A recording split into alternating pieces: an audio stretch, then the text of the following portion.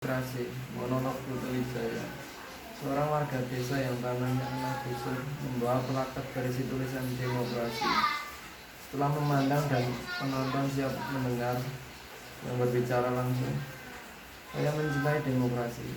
Tapi karena saya rakyat kecil, saya tidak kelihatan sebagai pejuang, apalagi pahlawan. Nama saya tak pernah masuk koran, potret saya terjadi tontonan orang. Saya hanya berjuang di lingkungan RT Gang Gugus Depan. Di RT yang saya pimpin itu, seluruh warga pra-demokrasi. Dengan beringas mereka akan berkuat. Kalau ada yang anti pada demokrasi, dengan gampang saya bisa mengarahkan mereka untuk maju demi mempertahankan demokrasi. Semua kompak kalau sudah membela demokrasi, mengacungkan plakatnya demokrasi. Terdengar seruan warga bersemangat menyambut demokrasi, demokrasi. Seruan lebih hangat lagi, demokrasi. Seruan genap gempita, demokrasi. Ia menurunkan plakat. Benar kan, hanya salahnya sedikit. Tak seorang pun yang benar-benar mengerti apa arti demokrasi. Menilaikan salah seorang warganya. Pokoknya demokrasi itu bagus, sesuatu yang layak diperjuangkan sampai titik darah penghabisan. Sesuatu yang memerlukan pengorbanan besar, sesuatu yang menunjang suksesnya pembangunan menuju ke masyarakat yang adil dan makmur, kata mereka. Saya kira itu cukup. Saya kira sendiri tidak mampu menerangkan apa arti demokrasi. Saya tidak terlatih untuk menjadi juru penerang. Saya khawatir kalau batasan-batasan saya tentang demokrasi akan disalahgunakan. Apalagi kalau sampai terjadi perbedaan tafsir yang dapat menjadikannya kemudian bertolak belakang. Atau mungkin karena saya sendiri tidak benar-benar tahu apa arti kata demokrasi. Pada suatu kali, RT kami yang membentang sepanjang Gang Gugus Depan dapat kunjungan petugas yang mengangkut dari Jatim Kelurahan. Pasalnya akan diadakan pelebaran jalan sehingga setiap rumah akan dicambik 2 meter. Petugas itu menghimbau agar kami seperti juga warga lain merelakan kehilangan itu demi kepentingan bersama. Menentukan petugas, walaupun hanya 2 meter, tapi sumbangan saudara-saudara sangat penting. Artinya bagi pembangunan dan kepentingan kita bersama di masa yang akan datang. Atas nama kemanusiaan, kami harap saudara-saudara mengerti. Nampak bingung, warga kami tercengang. Hanya 2 meter, kok enak saja mengambil 2 meter demi pembangunan siapa? Bagaimana kalau rumah kami hanya 6 meter kali 4? Kalau diambil 2 meter kali 6, rumahnya hanya akan cukup untuk gang. Kurang kami tolong, bagaimana bisa hidup dalam gang dengan rata-rata 5 orang anak? Tidak bisa, itu tidak mungkin. Tapi ini sudah merupakan keputusan bersama, kata petugas tersebut. Kami makin tercengang saja. Bagaimana mungkin membuat keputusan bersama tentang kami tanpa rembukan dengan kami? Seperti saja, Nero saja. Soalnya masyarakat di sebelah sana, lanjut petugas itu sambil menunjuk ke kampung sebelah. Mereka semua adalah karyawan yang aktif pabrik tekstil. Semua memerlukan jalan tembus yang bisa dilalui oleh kendaraan. Dengan difungsikannya Gang Gugus Depan ini menjadi jalan yang tembus kendaraan bermotor, mobilitas warga yang hendak masuk pekerjaan atau pulang akan lebih cepat. Itu berarti efisiensi dan efektivitas kerja mikrolet dan bajai akan bisa masuk. Itu akan merupakan sumbangan pada pembangunan. Dan pembangunan itu akan dinikmati juga oleh kampung di sebelahnya. Karena sudah diperhitungkan masak-masak. Diperhitungkan masak-masak bagaimana? Kami tidak pernah ditanya apa-apa. Tanah ini milik kami, perintah saya. Tak lama kemudian semua warga dari kiri kanan kami datang. Mereka menghimbau agar kami mengerti persoalan mereka. Mereka mengatakan dengan sedikit pengorbanan itu ratusan kepala keluarga dari kiri kanan kami akan tertolong. Mereka menggambarkannya sebagai perbuatan yang mulia. Setelah itu menghimbau mereka mengingatkan sekali lagi betapa pentingnya pelebaran jalan itu. Setelah itu mereka mengisyaratkan betapa tak menolaknya kalau kami tidak menyetujui usul itu. Dan setelah itu mereka mewanti-wanti kalau tidak bisa dikatakan mengancam. Menentukan warga kampung sebelah, kalau saudara-saudara menghambat, menghalang-halangi atau berbuat yang tidak sehingga pelebaran jalan itu tidak dilaksanakan, sesuatu yang buruk akan terjadi. Nampak makin bingung berbuat yang tidak apa-apa. Kami tersebut di antara kepentingan orang-orang banyak. Belum lagi kami sempat bikin rapat untuk melakukan perundingan pelebaran jalan itu sudah dilaksanakan. Terdengar suara mesin menggeram. Tanpa minta izin lagi, sebuah bulldozer muncul dan menggaruk 2 meter wilayah RT kami. Warga kami panik, jangan-jangan ini tanah kami. Sejak nenek moyang kami ada di sini. Dulu kakek ayah kami tanahnya lebar. Tiap orang punya tegalan atau taiga rumah. Tapi semua itu sudah dibagi-bagi anak cucu. Ada yang sudah dijual, tapi ini tanah warisan. Bulldozer itu tidak peduli, mereka terus juang menggaruk. Jangan pak, jangan, kalau bapak ambil 2 meter rumah kami tinggal kandang ayam. Kami tidak mau kampung kami dijadikan jalan. Nanti kemana anak-anak kami berteduh? Jangan-jangan pak, kami belum selesai berunding. Kami tidak pernah bilang setuju, diganti berapapun tidak akan mau. Ini harta kami satu-satunya sekarang. Jangan pak. Tapi bulldozer itu terus juga menyeruduk dengan puas. Sopirnya tidak peduli, dia hanya menjalankan tugas. Akhirnya kami tidak bisa diam saja. Kami semua terpaksa melawan. Saya tidak bisa mencegah warga ramai-ramai keluar dari rumah. Mereka berdiri di depan bulldozer itu. Ini tanah kami, akan kami pertahankan mati-matian. Dibeli ratusan juta, juga kami tidak sudi. Sebab kami tidak mau pindah dari tempat nenek moyang kami. Anak-anak dan perempuan kami pasang di depan. Sesudah itu orang tua, lalu saya dan bapak-bapaknya. Baru bulldozer itu berhenti. Suara mesin berhenti senyap. Sopir yang menjalankan bulldozer itu getar juga melihat kami. Dia turun dari kendaraan dan berunding dengan teman-temannya. Kami menunggu apa yang akan terjadi. Lama juga mereka berunding. Beberapa anak main-main mendekati bulldozer itu dan memegang-megangnya. Kendaraan itu kuat, baru dan bagus. Beberapa ibu-ibu duduk di jalan menetai anak-anaknya. Saya sendiri mengambil kesempatan kencing karena terlalu tegang. Akhirnya mereka selesai berunding. Sopir itu kembali naik ke atas bulldozernya. Dia tersenyum. Kami semua merasa lega. Mereka pasti baru menyadari mereka sudah salah. Mesin dihidupkan kembali. Kembali suara mengeram. Kami menunggu dengan deg-degan. Waktu itu sebuah mobil pol datang. Sekitar 10 orang laki-laki meloncat turun dengan memakai pakaian seragam. Kami bersuara melihat akhirnya aparat datang untuk melindungi rakyat. Tapi berbarengan dengan itu bulldozer itu menerjang kembali ke depan menggaruk tanah. Perempuan-perempuan menjerit, beberapa anak jatuh, salah seorang di antaranya kena garuk. Untung ada yang meloncat naik dan menarik anak itu, keadaan menjadi kacau. Orang-orang berseragam itu berlarian datang. Ternyata mereka bukan petugas, tapi satpam yang mau mengamankan penggarukan. Mereka menggawa pentungan yang sudah siap untuk memukul. Kami jadi seperti kucing yang mempet tanpa diberi komando lagi. Kami melawan, anak-anak mengambil batu dan melempar. Asep bapak anak yang hampir kena garuk bulldozer meloncat ke atas bulldozer mau menariknya sopirnya. Tapi tiba-tiba sopir bulldozer itu menghunus parang yang disembunyikannya di bawah tempat duduk langsung membacok pundak Asep. Asep tumbang berlumuran darah. Perempuan-perempuan dan anak-anak menjerit. Lalu kabur menyelamatkan diri. Kami para lelaki hampir saja mau menyerang, tapi kemudian sebuah truk datang.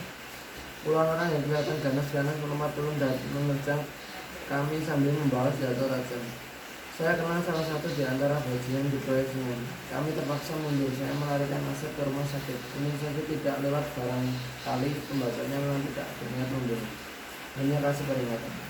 Meletakkan plakat lalu membuka pakaiannya salin. Saya bingung. Akhirnya setelah putar otak saya beranikan diri mengunjungi direktur pabrik tekstil majikannya warga yang menginginkan jalan pintas itu. Saya memakai batik, kebaya, dan jari kalau pemainnya perempuan supaya kelihatan langsung dan sedikit dipandang. Memakai batik atau jari tapi susah sekali, orangnya selalu tidak tempat. Baru setelah mengaku petugas kelurahan akhirnya saya diterima. Direktur itu kaget setelah mengaku saya bukan petugas kelurahan, tapi korban menguskan. Tapi ia cepat tersenyum ramah lalu mengincang tangan saya. Begitu saya semprot bahwa kami tidak setuju dipangkas dia ini. Kepalanya jalan-jalan seperti tak percaya. Lalu ia memanggil sekretaris. Setelah berunding bisik-bisik ia kembali memandang saya seperti orang stres. Menurutkan direktur pabrik tekstil dan di aleknya ada cadel atau asing. Dua nama besar. Saya tidak tahu ini. Saya minta maaf, saya tidak memperbolehkan siapa-siapa membuat tindakan tapi atas nama perusahaan. Area karyawan sudah diberi uang transport. Kalau mereka memerlukan jalan lintas, mungkin karena mereka ingin menyelamatkan uang transport itu di luar tanggung jawab perusahaan. Pembuatan jalan itu bukan inisiatif dan bukan tanggung jawab kami. Saya minta maaf. Saya mau menyampaikan rasa maaf saya kepada seluruh warga, katanya dengan diri sendiri. Saya mulai senewen. Saya tak percaya apa yang dikatakannya. Ini sandiwara apa lagi? Saya bukan orang bodoh. Saya tidak mau disibuli mentah-mentah begitu. Saya tahu dia hanya pura-pura. Mulutnya yang manis, tingkah lakunya yang sopan itu tidak bisa mengelabui saya. Saya bisa mengendus apa yang bisa disembunyikan di balik topengnya itu. Orang kaya raya itu begitu, berpendidikan tinggi, luas pandangannya, pasti tahu apa sebenarnya yang terjadi. Tidak mungkin dia tidak paham apa artinya 2 meter tanah buat kami, meskipun bagi dia 2000 hektar itu hanya seperti itu. Orang yang pasti sudah bolak-balik luar negeri itu masa tidak tahu kami paling sedikit kaya, tapi dia sendiri yang memang mau mencaplok kemuliaan kami. Nanti lihat saja, kalau jalan sudah dibuat, uang makan akan di-stop, karyawannya akan disuruh jalan kaki datang. Tai kucing, rai gedek, sudah konglomerat begitu menyelamatkan uang receh saja pakai menyembelih rakyat. Aku tahu, tak kasih tahu warga semuanya apa yang sudah terjadi. Aku adukan nanti kepada saksi. Beliau ini dulu waktu masih miskin sering mampir di warung saya, biar orang semacam ini ditindak, musuh menyimpang-simpangkan orang kota dalam bahasa daerah. Dia menyambarkan dirinya karena kata-katanya seperti sudah tak terkendali. Betul, orang kecil seperti saya ini memang kelihatannya lemah dan gampang ditipu. Karena kami sadar pada diri kami, sehingga kami selalu menahan diri. Tapi kalau sudah kami kebablasan seperti ini, saya mengajak juga. Semut pun kalau dirinya terus akan menggigit. Karena terlalu marah, saya tidak bisa ngomong lagi. Muka saya yang kelihatan merah, saya siap untuk meledak. Dia semakin marah, semakin harus bicara. Saya diperlukan ampan sebagai tamu terhormat. Tapi saya terus maju, ini perjuangan. Dia menyuguhkan makanan dan minuman. Saya tolak, saya datang bukan untuk bertamu atau ramah-tamah. Saya membawa surat rakyat menuntut keadilan untuk kami saja. Kami tidak minta apa-apa, kami hanya minta tanah kami hanya 2 meter itu jangan diganggu. Itu hak kami titik. Di atas meja hidangan kue yang wajar. Nah, tapi saya tidak setuju mas sebelum tuntutan kami dengarkan. Dia mencoba bertanya tentang keluarga saya, anak saya kelas berapa, itu kuno, saya tahu itu taktik untuk mancing pengertian.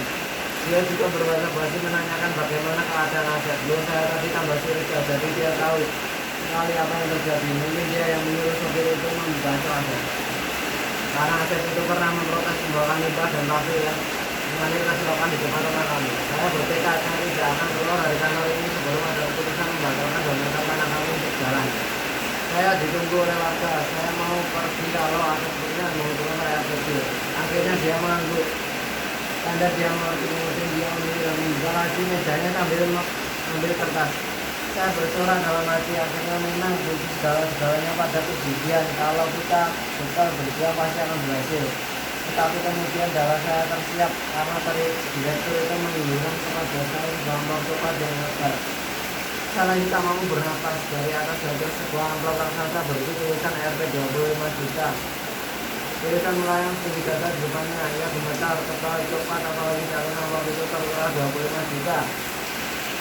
Ya Tuhan, banyaknya saya belum pernah memegang uang sebanyak ini. 25 juta mengambil amplop menyentuh dengan gemetar, tak percaya.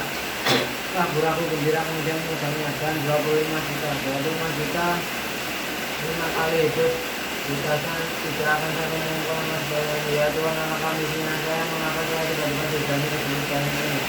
Meneluk amplop itu menekannya menjadinya bahasanya ke sana kemari. Mulutnya seperti beding bermain-main di atas kertas yang terlentang terpuruk di atas uang itu sambil mencium-ciumnya.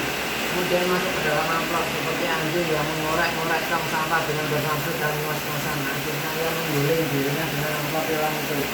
25 juta, apa yang tidak bisa diberi dengan uang sebanyak ini. Alhamdulillah saya bisa perbaiki rumah, kreditor motor, hasil tukang ojek, bayar SPP, saya bisa kirim uang sama orang tua. Puji syukur Tuhan, hari ini kau kembali kabulkan doa kami karena kami bisa membalasih. Jangan terus terjatuh di tempat umum ini seperti ketua. Menangis karena gembira dan tidak percaya. Kemudian dia berdiri kembali dan mengeluh amplop besar itu sama sekali tak mau melepaskannya. Saya gemetar tak menanyakan lagi betapa isi amplop itu. Untuk apa 25 juta itu? Saya tidak perlu lagi menanyakannya. Saya hanya menerimanya lalu mengambil ulang tangannya. Langkah terdiri pulang. Takut kalau amplop itu sekali lagi saya ambil dalam belakang sehingga tak seorang warga pun tahu. Saya baru datang dari rumah direktur. Saya kumpulkan keluarga saya dan jelaskan kepada mereka bahwa sehari itu hidup kami akan berubah, bahwa kita sudah dikabulkan. Melepaskan kembali amplop bisa kembali melayang di atas kepala.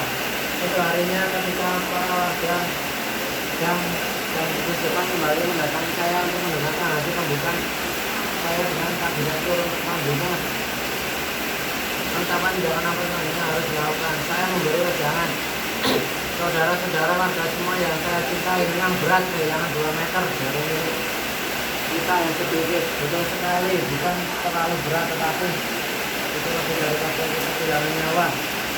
Kami pula semua itu untuk kepentingan bersama, kita semua mendukung demokrasi dan kita bertekad mengorbankan apa saja demi tegaknya demokrasi. Jika memang suara terbanyak yang harus menang, maka saya membela demokrasi. Kita tidak boleh jongkol karena kalah.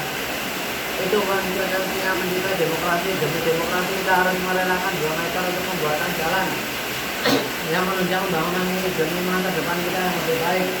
Kalau ada yang saat ini tak menjawab, seperti saya katakan, mereka semuanya membela demokrasi. Kalau ada nama demokrasi, mereka relakan segala galanya satu persatu, kemudian mereka pulang. Jadi saya belum selesai bicara, mungkin mereka belum tahu, tapi kalau dulu rapat belum masuk semuanya pasti tunggu tapi yang menggubris semuanya hancur negara sendiri untuk orang tua. Tapi dia tidak berarti bukan karena kita, tapi karena kakinya kesemutan. Setelah reda dia juga berdiri dan pergi sambil menghina. Kalau memang demokrasi itu tidak melindungi rakyat kecil, aku berani menolak demokrasi. Sekarang aku menentang demokrasi, terdengar sorak-sorak dia tidak jelas seperti ada kerusuhan. Lalu suara tindakan baru seperti kembali. Sejak itu semuanya benci pada demokrasi. Dari itu ada penyusupan yang saya rinting. Kompak menolak demokrasi, hanya tinggal saya sendiri yang tak berdiri. Teguh dan tegar, tidak goyah oleh topan badai, tidak besar oleh panas dan hujan. Saya tetap teguh tegak di atas kaki saya. Apapun yang terjadi, sempurnakan demokrasi sampai titik darah penghabisan. Nabi apalagi siapa lagi orang bukan saya. Dari takdir diberikan kepada orang lain dengan suara yang bergerak amplop besar itu jatuh menimpa, diikuti oleh banyak amplop yang lain lebih besar sehingga jatuh dari wilayah amplop, langsung merebut dan padam.